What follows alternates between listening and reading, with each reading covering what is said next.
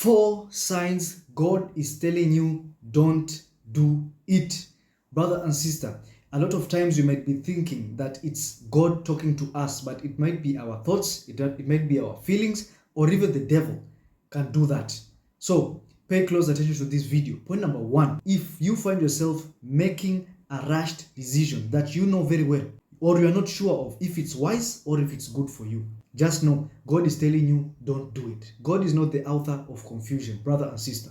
In Proverbs chapter 19 verse 2, it clearly says, desire without knowledge is wrong, and whoever makes haste with their feet will go the wrong way.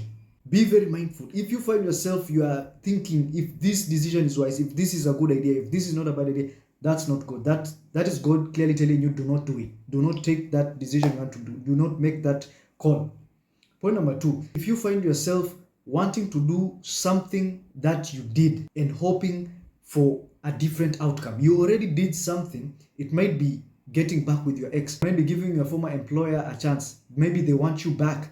Now they're giving you more offers, they're giving you a better deal, promising you that they will increase your salary, when you know very well they treated you badly. Your ex, you got back with your ex, you saw what happened. So if you find yourself, you're in a position whereby you're thinking of doing the same thing that you already did and hoping for a different outcome, God is telling you do not do it. In the Bible, it clearly tells us in Proverbs chapter 26 verse 11, just like a dog who gets back to his vomit is a fool who repeats his own folly. The Bible clearly tells us this. So brother, please don't do it. Point number 3, if you find yourself in a position whereby you have to trust somebody you barely don't know, making irrational decision based on trust, and clearly you don't trust this person that well, that is not of God. Let's say you own a business, you have employed an employee who just came in 1 week, they're in the job, you've not even gotten time to see their work. You know them on paper, but you haven't gotten to see what they actually do in action, and you want to promote these people already. You see, that's a very bad decision. Just because they told you that they can do this and that, just because they wrote it on paper, you have to see, you have to know, you have to see them working, you have to judge them based on the actions, what they do, more than what they say.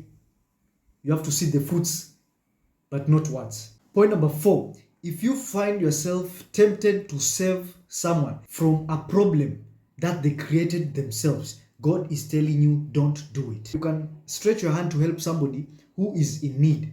Maybe financial situation, physically not able to help themselves, you can stretch your hand and help them, as long as they did not create that problem for themselves.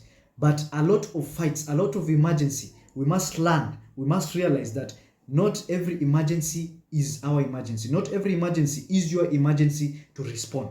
They created the problem themselves, and they themselves should take accountability, and they themselves should remove them from the mess they created for themselves. That's what you should know. In the Bible, it clearly says this in Proverbs chapter 26 verse 17.